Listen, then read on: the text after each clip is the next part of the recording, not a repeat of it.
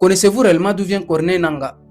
Laissez-moi quelques minutes vous raconter l'histoire de l'un des adversaires les plus radicaux et armés du pouvoir en place en République démocratique du Congo. Corneille Nangaa, de son vrai nom Corneille Nangaa Yobeluo, est né le 9 juillet 1970 à Bokboya dans le territoire de Wamba en province du Haut-Uele en République démocratique du Congo. Il est le fils de Joseph Nangaa Bambito Yobei, ancien chef coutumier de la chefferie Wandibissa qui a dirigé cette entité pendant plusieurs décennies. Après ses études secondaires, Corneille Nangaa poursuit des études supérieures à l'université de Kinshasa Inikin où il obtient une licence en sciences économiques. Toutefois, au lieu de faire carrière dans les domaines économiques, il se spécialise rapidement dans les questions électorales. Et au début des années 2000, il participe à plusieurs missions d'observation et d'assistance électorale en Afrique centrale. Il conseille différentes commissions électorales et contribue à la formation de l'équipe chargé d'organiser les scrutins. En 2005, il franchit une étape importante dans sa carrière en intégrant la Commission électorale nationale indépendante CENI en qualité de superviseur technique national. 2 ans plus tard, soit en 2007,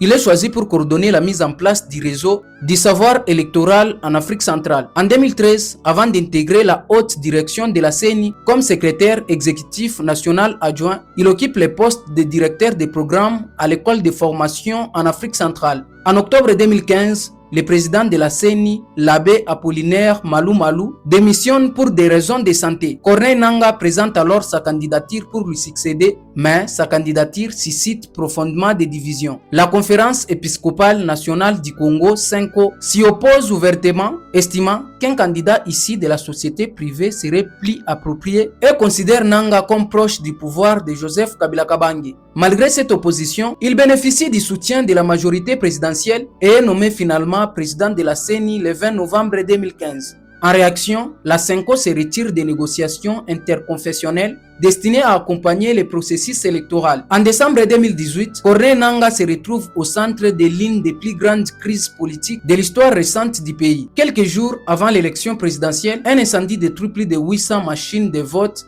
dans un entrepôt de la CENI à Kinshasa. Face à cette tension, la CENI décide de reporter le scrutin du 23 au 30 décembre 2018. Cette décision provoque une vive contestation de la part d'une partie de l'opposition. Le 10 janvier 2019, Corneille Nangaa proclame les résultats provisoires de l'élection présidentielle. Félix Antoine Tshisekedi est proclamé vainqueur devant Martin Fayulu et Emmanuel Ramazani Shadari. Ces résultats sont immédiatement contestés par la CENCO qui affirme que les données recueillies par les observateurs ne correspondent pas aux résultats proclamés. Martin Fayulu dénonce également. En revanche, la Cour constitutionnelle confirme les résultats publiés par la CENI. Par la suite, Corneille Nangaa et plusieurs membres de son entourage voient leur influence politique s'accroître. Son époux Yvette Lubanda Lazinda est élu député provincial à Kinshasa. Son frère Christophe Baseane Nangaa devient gouverneur du Haut-Uele. Parallèlement, plusieurs médias et organisations évoquent également son implication présumée dans le secteur minier. Le 21 mars 2019, le gouvernement des États-Unis impose des sanctions financières contre Corneille Nangaa. Washington l'accuse de corruption et de détournement des fonds liés à l'organisation des élections 2018. Ses avoirs placés sous juridiction américaine sont gelés. Mais Corneille Nangaa conteste ces accusations et engage un cabinet d'avocats à Washington afin d'obtenir la levée des sanctions. Malgré ces démarches, les autorités américaines maintiennent leurs mesures. À partir de 2021, ses relations avec le pouvoir de Félix Antoine Tshisekedi se détériorent progressivement. Les raisons exactes de cette rupture font l'objet de nombreuses interprétations. Certains observateurs évoquent des désaccords politiques, tandis que d'autres parlent de rivalités liées à l'influence et aux intérêts économiques. Et le 25 février 2023, Corneille Nangaa lance son mouvement politique, l'Action pour la dignité du Congo et de son peuple ADCP, et annonce son intention de se présenter à l'élection présidentielle. Quelques mois plus tard, il renonce à cette candidature et multiplie les critiques contre le gouvernement. Après avoir quitté la RDC,